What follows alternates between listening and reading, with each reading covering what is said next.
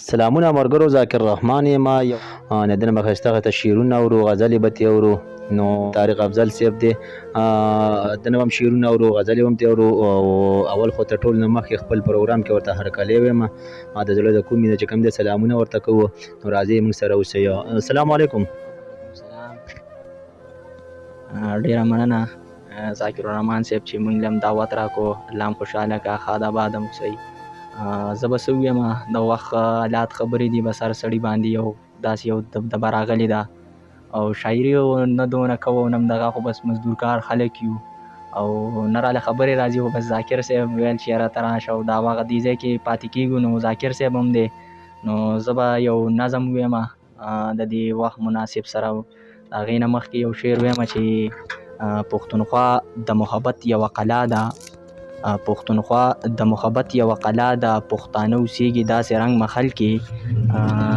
دا نظم له راځو، د نظم عنوان دی چې جنګونه.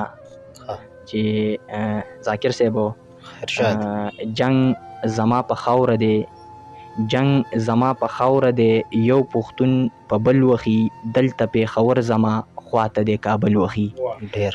جنگ زما په خاوره دی، یو پښتون په بل وخي، دلته پېښور زما خواته دی کابل وخي.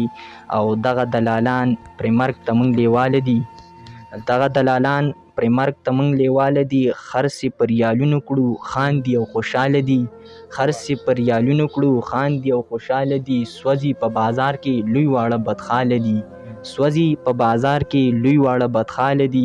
او پټ پټ سازشونه دي موږ لکه د غل وخي، پټ پټ سازشونه دي موږ لکه د غل وخي، دلته پېښور زما خواته دی کابل وخي.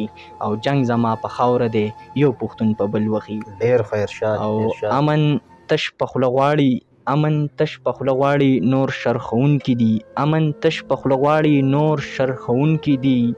مرګ د انسانانو لا دلته جوړونکي دي، مرګ د انسانانو لا دلته جوړونکي دي.